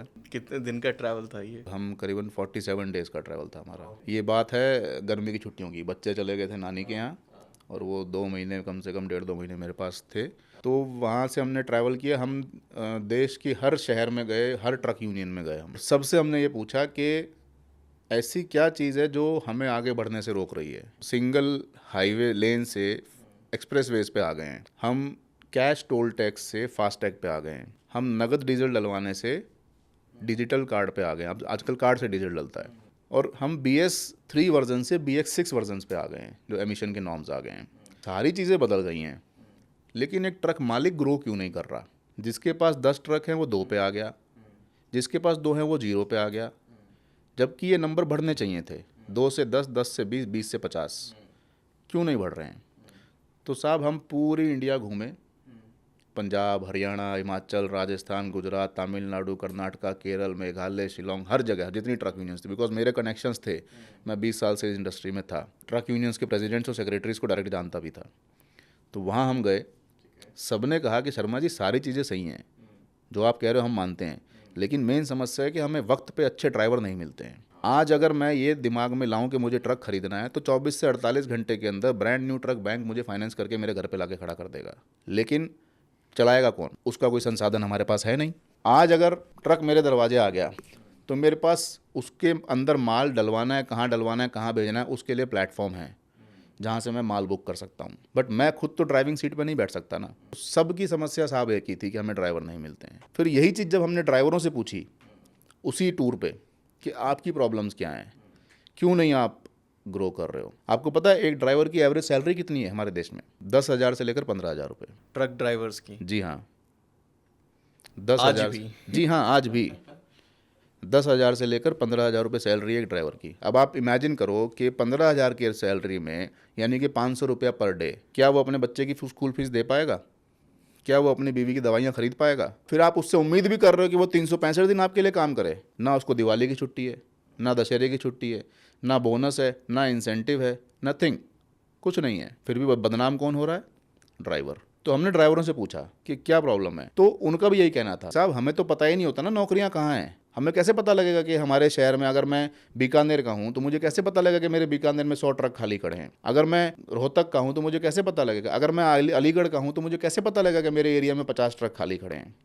हमारे पास कोई ऐसा मंच या कोई संसाधन है ही नहीं। भाई हमारे दोस्तों ने बता दिया फलानी जगह नौकरी खाली, तो हम चले गए, उसने हमारा लाइसेंस देखा, हमें रख लिया। तो दोनों तरफ से एक गैप था सर, डिमांड सप्लाई दोनों गैप थे। तो ये दो चीज़ मेरे माइंड में बैठ गई कि ये गैप हमें ख़त्म करना है।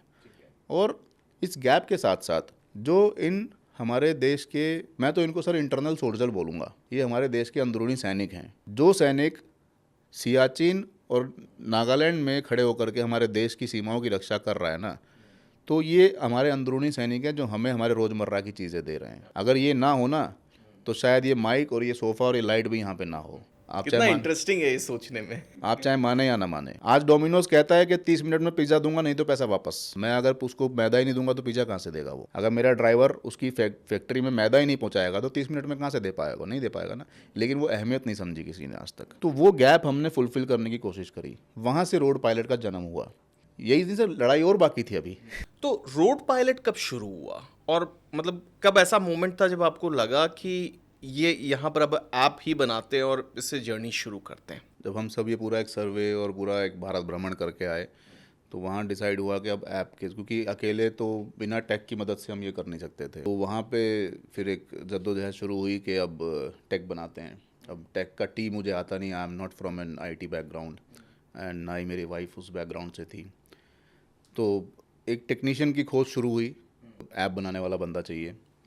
तो हमने काफ़ी सारे प्लेटफॉर्म्स के ऊपर रिक्वेस्ट डाली।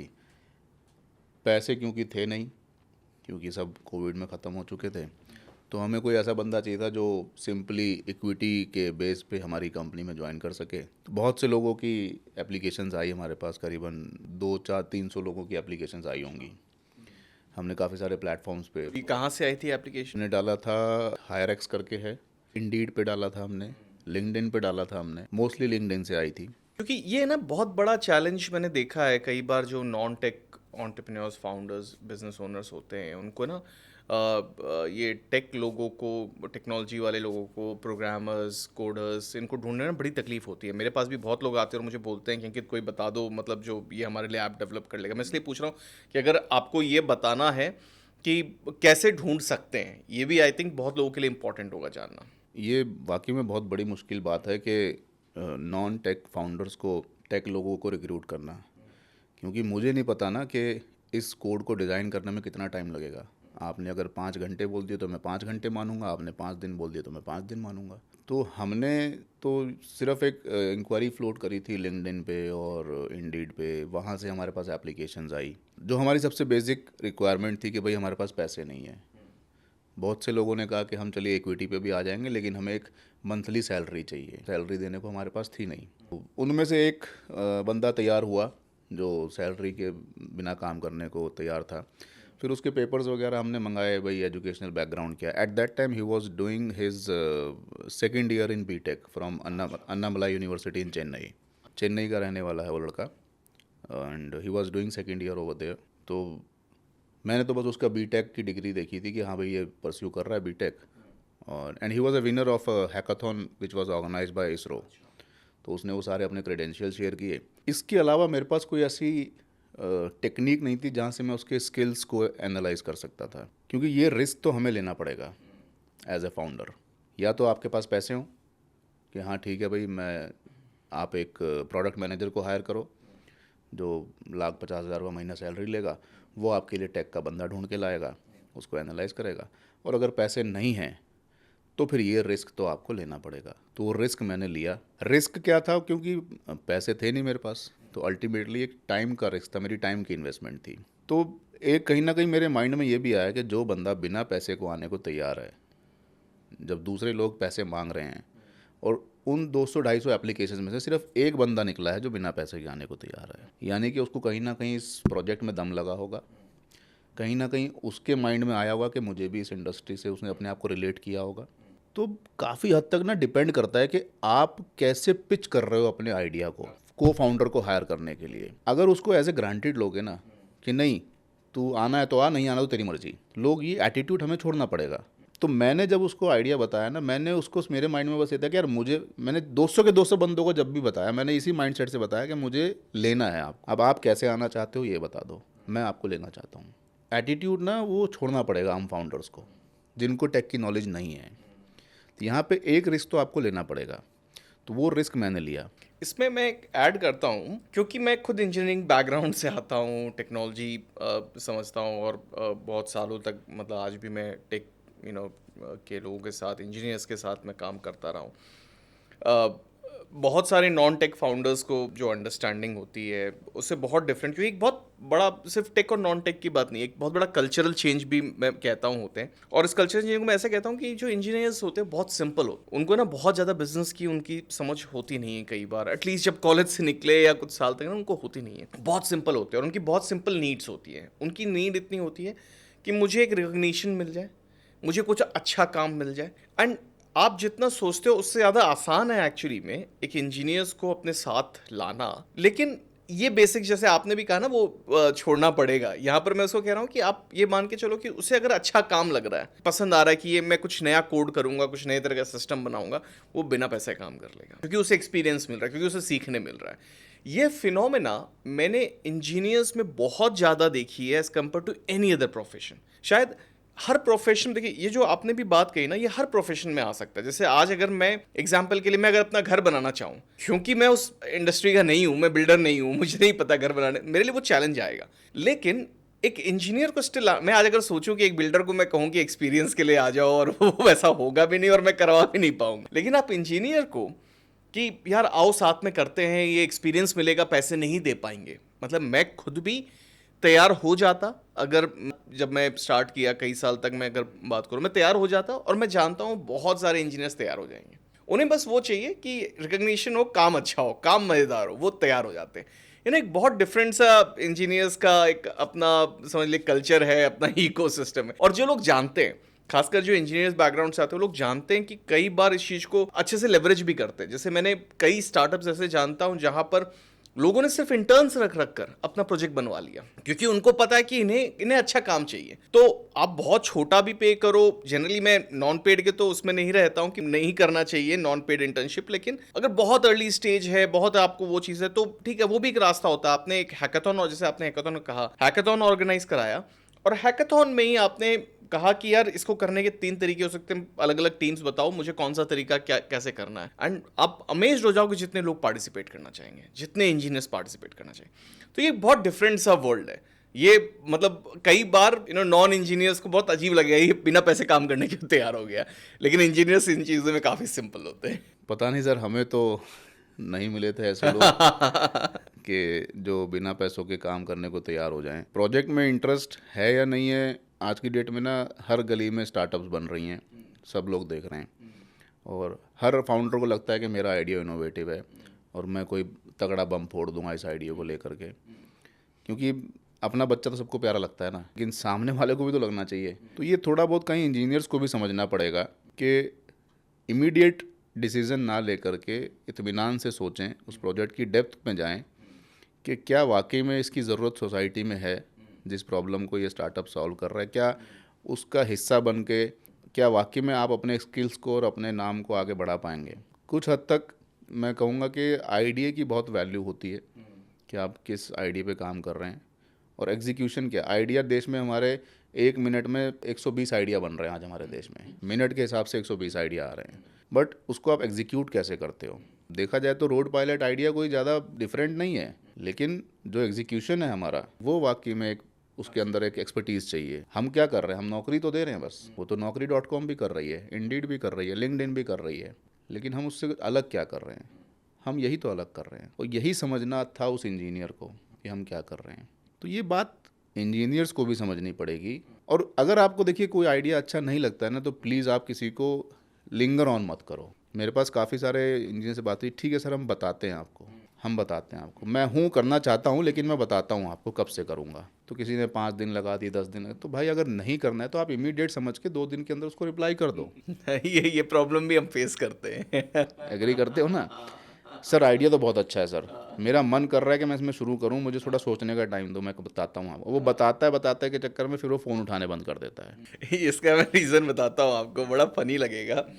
As compared to business people, या मतलब जो नॉन इंजीनियरिंग बैकग्राउंड से जिनमें बिजनेस सेंस होता है, इंजीनियर्स में थोड़ा ऐसा नहीं, हर में इसको जनरलाइज तो नहीं करना चाहिए, लेकिन एक जो कॉमन सा मैंने चीज़ स्टिल ऑब्जर्व किया ना, कि ना बोलने में भी बड़े संकोच होते हैं, बड़े हेजिटेशंस होते हैं, बड़े ना नहीं बोल पाते हैं। मैं शायद एक नॉन इंजीनियर से बहुत इजीली एक्सपेक्ट करूंगा उसे नहीं सर समझ- अगर आपको जीवन में कुछ बड़ा करना है ना, हाँ। तो आपको हाँ करने से पहले ना बोलना सीखना पड़ेगा। ये बात तो हम हर को सिखाते हैं ऑफिस आपको में। ना बोलना सीखना पड़ेगा पहले। सिर्फ हाँ बोलने से आप आगे नहीं बढ़ सकते। First you have to learn when and how to say no. Absolutely, absolutely. लेकिन प्रॉब्लम है ना कि उनको शायद ये बात सिखाई नहीं गई, इसीलिए ये पॉडकास्ट में मैं चाहता हूँ ऐसे इंसाइट्स मिले जो इंजीनियर्स भी देखकर मैंने समझे। अभी हम और आप जब बैठे बात कर रहे थे, मैंने आपको एक बात बोली थी, आपको याद होगी, कि जब MBAs और IITians मार्केट में जाते हैं ना, तो उनको लगता है कि ये चीज़ तो हमें पढ़ाई नहीं गई जो उनको फील्ड में दिख रही है। तो सर पहले आपको ये पता होना चाहिए कि कहाँ पे और कब ना बोलना है। वो चीज़ नहीं है ना हमारे देश में। वो तो मतलब लार्जली पता नहीं मैं एजुकेशन सिस्टम को ब्लेम करूं या किसको करूं। मैं जो कहना भी चाह रहा था उस समय कि कुछ एक्सेप्शंस हो सकते हैं जो रेफरेंस से आए, लेकिन मैंने अपनी जर्नी में ये देखा है कि अगर किसी को हम आइडिया सही से वो करते हैं इंजीनियर्स, करेक्ट। कंपेरेटिवली बाकी सेगमेंट्स में मैं शायद बहुत डिफिकल्ट होगा किसी को लाना फ्री में करने के लिए।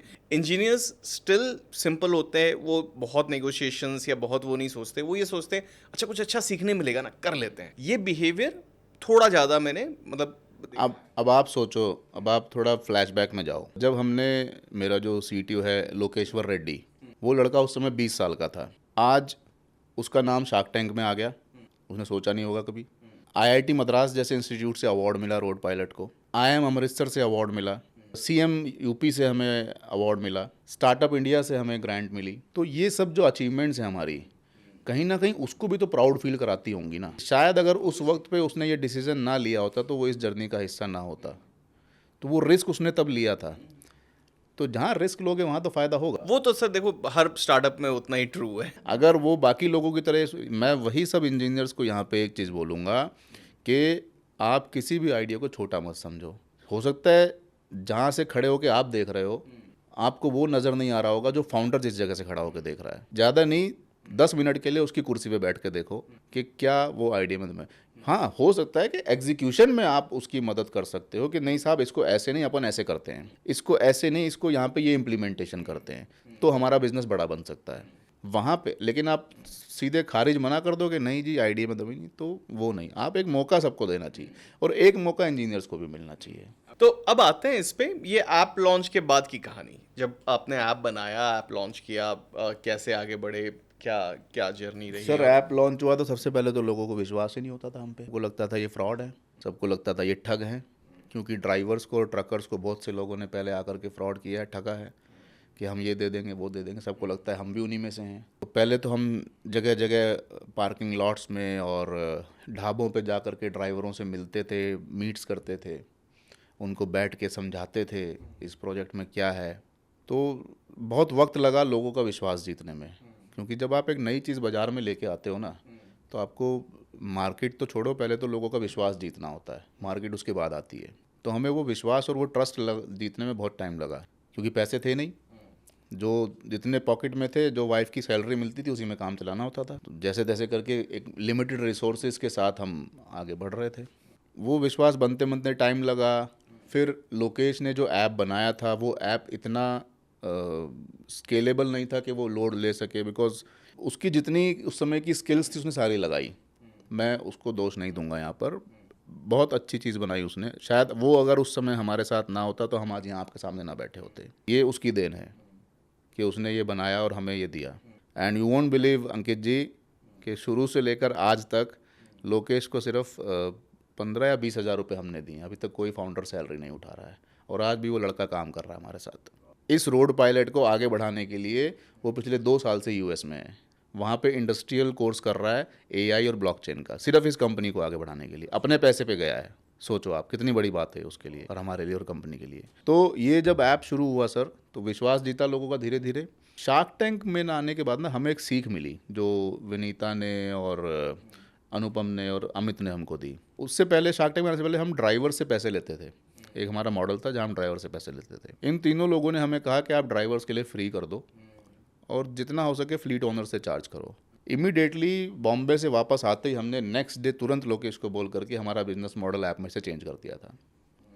तो जैसे ही हमने बिजनेस मॉडल चेंज किया, उसकी थोड़ी सी मार्केटिंग शुरू करी, और क्योंकि हम विश्वास, एक ट्रस्ट बना चुके थे उस समय तक आने तक, तो हमारे जो डाउनलोड्स थे वो बढ़ने लग गए, ड्राइवर्स बढ़ने लग गए। ये बहुत बड़ा एक आया फीडबैक जो हम, देखिए कुछ लोग फाउंडर्स क्या करते हैं ना, मैं सबको नहीं बोलूँगा, कि अगर कोई मेंटोर या कोई इन्वेस्टर आपको फीडबैक दे रहा है तो वो अपने फ़ायदे के लिए नहीं दे रहा है, वो आपके फ़ायदे के लिए दे रहा है। कुछ फाउंडर्स होते हैं अपने आइडिया को लेकर ना बड़े रिजिड हो जाते हैं कि नहीं साहब, मेरा आइडिया है, मैं ही जानता हूँ कैसे होगा। अगर हम उस समय कह देते अरे नहीं, तुमको तो पता ही नहीं है कि ट्रक ड्राइवर, अच्छा 40 रुपये लेते थे हम, अगर मैं उस समय ये जिद करता कि 40 रुपये तो ले रहा हूँ मैं, उसमें कौन सी बड़ी बात है, अगर मैं वो भी फ्री कर दूंगा तो मैं कमाऊँगा कैसे। लेकिन जब मैंने किया तो 5800 से 40,000 तक पहुँचा ना मैं, जो पहले नहीं पहुँच पा रहा था। तो हर फीडबैक को पॉजिटिव लो, चाहे वो आपका मेंटोर हो, चाहे आपका इन्वेस्टर हो, चाहे आपका फ्रेंड सर्कल, आपके फैमिली मेम्बर्स ही क्यों ना हो, आप इम्प्लीमेंट तो करके देखो ना। जब इतने सारे एक्सपेरिमेंट करते हो तो एक और सही। तो हमने वो किया और हमने सब कामयाबी मिली हमें उसमें। तो वहाँ से फिर ऐप का हमारा जर्नी स्टार्ट हो गई। हमारा मेन मोटिव था कि भाई इनको हम एक कैसे लाइवलीहुड दें इन ड्राइवर्स को। तो फिर हमने जो ढाबे जहाँ पे ये लोग खाना खाने रुकते हैं उनको ऑनबोर्ड करना शुरू किया। तो हमने क्या किया कि जब भी कोई ढाबा पे ड्राइवर रोड पायलट का मेंबर जाता है खाना खाने, तो उसको एक डिस्काउंटेड फूड मिलता है प्लस रिडीमेबल कॉइन्स मिलते हैं। अच्छा। जिसको वो मोबाइल रिचार्ज में यूज़ कर सकता है, अपने मूवी टिकट्स परचेज करने में यूज़ कर सकता है, या फिर कोई अपनी एक्सेसरी जैसे शेविंग किट ले ली, टूथब्रश ले लिया, या गाड़ी की कोई एक्सेसरी ले ली, उसको परचेज करने में यूज़ कर सकता है। इस तरह के कुछ क्रॉस सेलिंग्स यूज़र्स को हम ऑनबोर्ड किया हमने, just to make them retain on the platform. तो ये सारे फीडबैक्स हमें हमारे मेंटोर से ही तो मिले। तो धीरे धीरे ये काफिला आगे चलता गया और लोग जुड़ते गए। तो आपने जैसे बताया कि ड्राइवर्स के लिए तो आपने उसके बाद फ्री कर दिया, क्या बिजनेसेस के लिए वो प्राइसेस जो आपने उस समय मेंशन किए थे उससे बढ़ाए? नहीं सर, बिजनेसेस के प्राइजेस हमने वही रखे हैं जो हमने शार्क टैंक में रखे थे, वो हमने नहीं बढ़ाए। हाँ, एक प्लान हमने ज़रूर उसमें ऐड कर दिया कि जब ये एपिसोड हमारा ऑन एयर हुआ ना, तो हमारे पास बल्क में इंक्वायरीज आने लग गई। बल्क में बोले तो कि हमें 20 ड्राइवर चाहिए, हमें 50 चाहिए।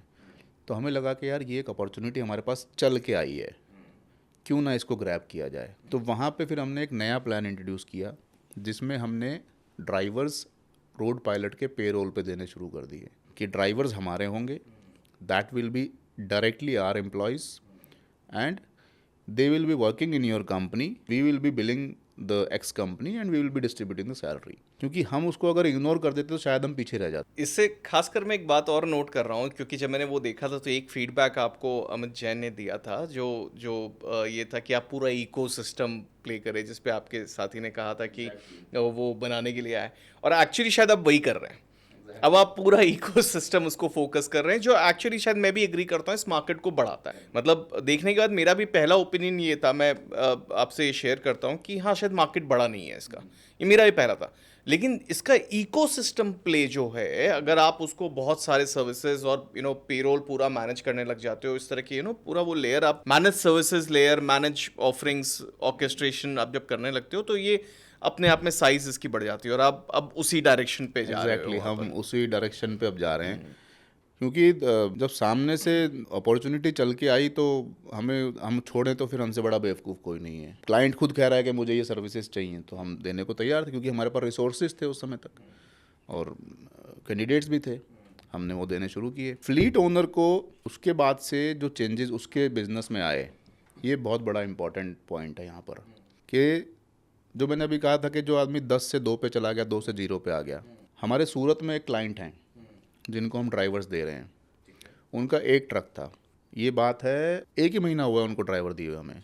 लास्ट मतलब इस 1 तारीख को 1 जुलाई को 1 महीना पूरा हो गया उनका। हमने एक ट्रक पे ड्राइवर भेजा था, और वो भी ड्राइवर कैसे गया था, वो जो प्लान हमने शार्क टैंक में बताया था उस प्लान से उन्होंने परचेज किया था, ड्राइवर को हायर किया था ऑनलाइन। फिर उनका एक दिन फ़ोन आया हमारे कॉल सेंटर पे कि मुझे ना और ड्राइवर्स चाहिए। ठीक है जी, दे देंगे। तो हमारी सेल्स टीम ने उनसे बात करी, तो आज 1 महीने के अंदर वो 1 से 4 ट्रक पे आ गए हैं। किसी टाइम पे उनके 20 ट्रक होते थे, उन्होंने धीरे धीरे अपने ट्रक्स वाइंड अप कर दिए थे।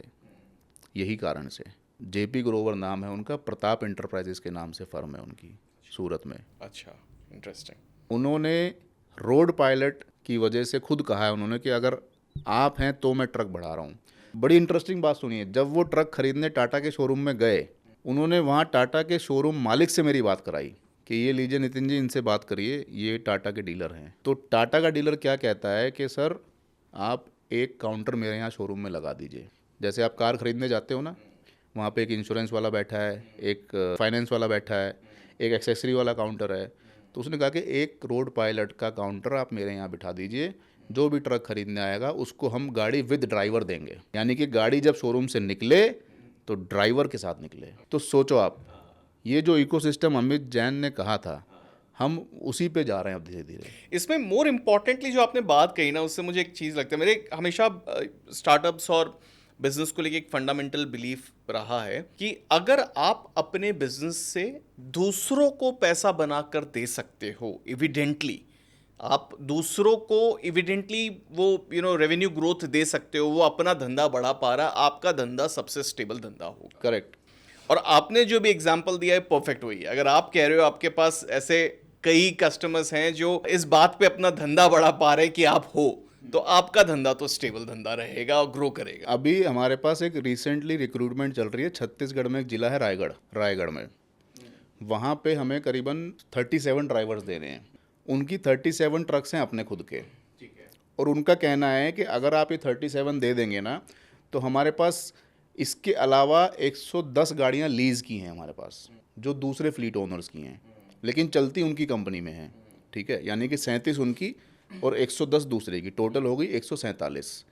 बोला फिर हम जो लीज़ वाली गाड़ियाँ हैं उन पे से भी ड्राइवर उतार के आप ही के ड्राइवर रख देंगे। सिक्के का दूसरा पहलू कि जो ड्राइवर 10,000 15,000 रुपये में काम कर रहा था, आज रोड पायलट की वजह से उसको 30 से 40,000 रुपये महीना मिल रहा है। और कुछ ड्राइवर तो ऐसे भी हैं जो 50,000 रुपये महीना कमा, सेफ इनकम, बैंक अकाउंट में कोई ब्लैक मनी नहीं। आपको एक चीज़ और मैं बताऊं कि ड्राइवर को गलत क्यों कहा जाता है साहब। आज अगर मुझे 4 रोटी की भूख है और आप मुझे 2 रोटी दोगे कि बस यही है भाई, यही खा ले, तो मेरी भूख तो मिटी नहीं ना। मैं बाकी 2 रोटी का जुगाड़ करूँगा, चाहे कैसे भी करूँ, लेकिन करूँगा ज़रूर। खाऊँगा 4 ही रोटी, जितना मर्जी आप रोक लो मुझे। तो वही चीज़ ड्राइवर के साथ हो रही थी। आप पगार दे रहे हो उसको 10,000 रुपये, ज़रूरत है उसको 30,000 रुपये की, तो 20,000 रुपया तो वो कहीं ना कहीं से ऊपर नीचे प्लस माइनस करके कमाएगा ना। या तो चोरी करेगा या डाका डालेगा, कहीं ना कहीं से तो निकालेगा, गाड़ी में से ही तो निकालेगा। फिर दोष दोगे आप उसी को। तो रोड पायलट ने ये प्रथा को जड़ से समाप्त करने की कसम उठाई है कि हम, जो आदमी डिज़र्व करता है उसको उसकी काबिलियत के हिसाब से पैसा मिलना चाहिए। भाई 24 घंटे 365 दिन का मुलाजिम है वो आज की डेट में, और उसको 10,000 रुपये में आप रख रहे हो, उसके बाद दोष उसको दे रहे हो, तो ये यार ये कौन सा कानून है। फ्लीट ओनर को भी रेवेन्यू जनरेट करने में मदद करी और ड्राइवर की इनकम बढ़ाने में भी। तो नितिन, आप अब फ्यूचर क्या देखते हो? सर फ्यूचर में देखता हूँ कि आने वाले वक्त में देश के हर ट्रक पे रोड पायलट का ड्राइवर हो, और इसके लिए मैं सरकार से थोड़ा एक सहयोग चाहूँगा कि इस मुहिम को, इस प्रोजेक्ट को आगे ले जाने के लिए सरकार से भी हमें एक मदद चाहिए होगी। जैसे कि अभी ग्लोबल मोबिलिटी एक्सपो में प्रधानमंत्री जी ने अनाउंस किया था कि 1,000 रेस्ट हाउसेज हाईवेज़ पे बनेंगे ड्राइवर्स के लिए, जिसमें पार्किंग लॉट्स और नहाने धोने की सुविधा होगी। वहाँ मेरा एक सुझाव है कि उसमें थोड़ा बहुत सहयोग रोड पायलट अगर कर सके सरकार के साथ मिल करके, वो एक सरकार के साथ करना चाहेंगे, जिसमें हम पार्किंग स्पेस और साफ़ सुथरे नहाने धोने के बाथरूम ड्राइवर्स के लिए, एक दवाई की दुकान जहाँ पे उनको दवा भी मिल सके, मेडिसिन शॉप, एक सैलून, ड्राइवर को बाल कटवाने हैं, दाढ़ी बनवानी है, ये सब चीज़ें अगर सरकार करती है सहयोग, तो हम सरकार के साथ बैठ के ये काम करना चाहेंगे। तीसरा, हम विदेशों जैसा एक वातावरण, इकोसिस्टम इन ड्राइवर्स को देना चाहते हैं। जैसे वहाँ हर 8 घंटे बाद ड्राइवर को रेस्ट अनिवार्य है, हमारे देश में नहीं है।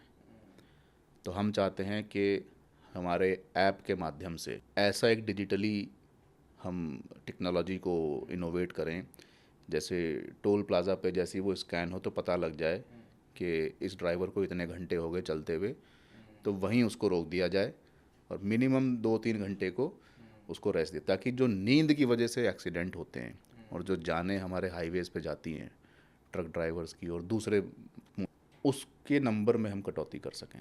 वैसे क्या नंबर हैं अभी, क्योंकि मैंने कई बार इस पे चर्चा सुनी है, मतलब एक्सीडेंट्स और उनका स्ट्रेसफुल होना, क्या नंबर है, कितने एक्सीडेंट्स आज ट्रक्स इन्वॉल्व होते हैं? ये मैं नहीं कहता हूँ, ये डेटा कहता है। हमारे देश में रोज़ 15 से 20 जानें जाती हैं सड़क हादसों में, और जिसमें से ज़्यादातर ट्रक के ज़रिए से होती हैं। या तो कोई ट्रक में आके पीछे से मार देता है, या नींद की वजह से होती हैं, जिसमें से अधिकतर जो कारण है वो नींद पाया गया है, क्योंकि इनको वो नींद नहीं मिलती है और खड़े होने का प्रॉपर स्थान नहीं मिलता है।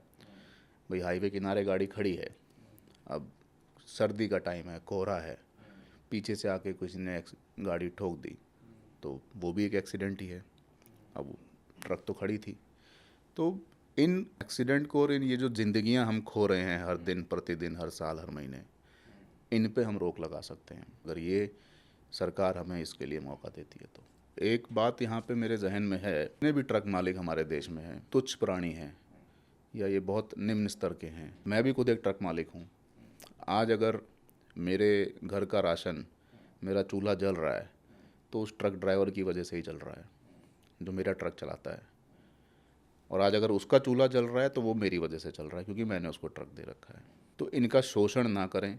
जो पगार एक आज की डेट में अगर हम बात करें सरकारी नियम की, तो 7 पे स्केल या 8 पे स्केल शायद चल रहा है। मैं ये नहीं कहता कि आप 7वां पे स्केल दो इन ड्राइवरों को, लेकिन कम से कम इतना दो कि वो अपनी ज़िंदगी और परिवार का पालन पोषण ईमानदारी से और इज्जत के साथ कर सके।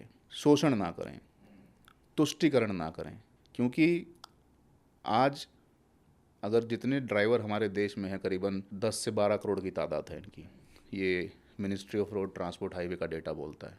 अगर ये लोग आज एक वक्त पे, एक दिन पे एक साथ चक्का जाम या हड़ताल कर दें, तो अगले दिन शायद पार्लियामेंट को स्पेशल सेशन बुलाना पड़ जाए इनके लिए।